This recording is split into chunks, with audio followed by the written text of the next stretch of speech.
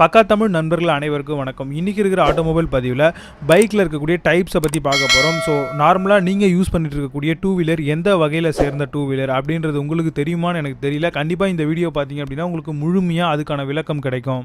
Computer bike அப்படின்னு சொல்லுவோம். Computer bike பொறுத்த வரைக்கும் கன்ஸ்ட்ரக்ஷன் சிம்பிளாக இருக்கும், மைலேஜ் பொறுத்த வரைக்கும் நல்லாவே கிடைக்கும், சேல் வேல்யூமே ரொம்ப அதிகமாக இருக்கும்.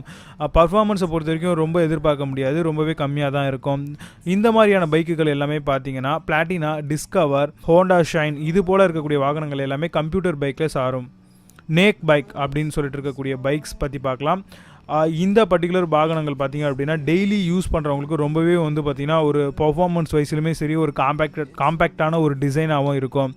இது என்னென்ன மாதிரி பைக் அப்படின்னு பார்த்தீங்கன்னா டியூக்கு, எஃப்சி இதெல்லாமே பார்த்திங்கன்னா உங்களுக்கு நேக் பைக் அப்படின்ற இதில் வரும். செமி ஃப்ளாட் பைக், அதாவது செமி ஃப்ளாட் ஸ்போர்ட்ஸ் பைக் அப்படின்னு சொல்லுவோம்.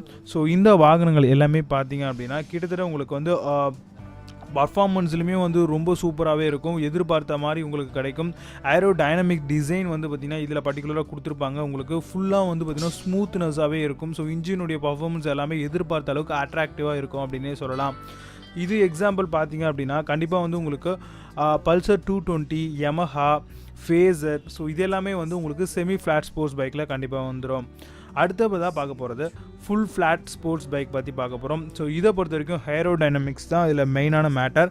ஸோ காற்றை கிழிச்சிக்கிட்டு போகக்கூடிய ஒரு தன்மை பார்த்திங்கன்னா அது ஒரு டிசைன்லேயே பார்த்திங்கன்னா சூப்பராகவே ரெடி பண்ணி வச்சுருப்பாங்க. உங்களுக்கு ஸ்பீடும் சரி, பர்ஃபார்மன்ஸும் சரி, உங்களுக்கு ஸ்மூத்னஸ் எல்லாமே பார்த்திங்கன்னா இந்த ஃபுல் ஃப்ளாட் ஸ்போர்ட்ஸ் பைக்கில் கண்டிப்பாகவே நீங்கள் எதிர்பார்க்க முடியும். க்ளோஷர் பைக் பொறுத்த வரைக்கும் உங்களுக்கு ஹேன்லி டேவிட்சன், அப்புறம் Bajaj Avenger, Royal Enfield, so இதெல்லாமே பார்த்திங்கன்னா உங்களுக்கு லாங் ட்ராவலுக்கும் சரி, உங்களுக்கு கம்ஃபர்டபுளைட்டியும் சரி, பர்ஃபார்மன்ஸ் வைஸ்லையும் சரி ரொம்பவே சூப்பராக இருக்கும். இது எல்லாமே க்ளோசர் பைக்ஸ் அப்படின்னு சொல்லுவோம்.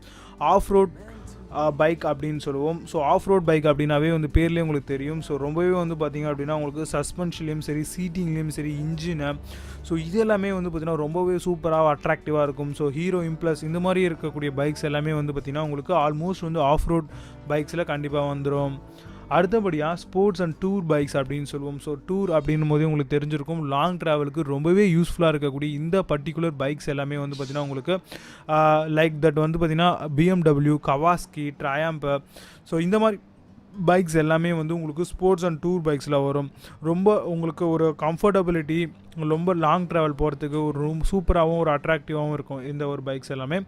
அடுத்ததாக சூப்பர் பைக் அப்படின்னு சொல்லுவோம். அதாவது 1000 சிசிக்கு மேலே இருக்கக்கூடிய பைக்ஸ் எல்லாமே சூப்பர் பைக்ஸ் அப்படின்னு சொல்லுவோம். இதோடைய பர்ஃபார்மன்ஸு, ஸ்பீடு, காஸ்ட் எல்லாமே அதிகம் தான்.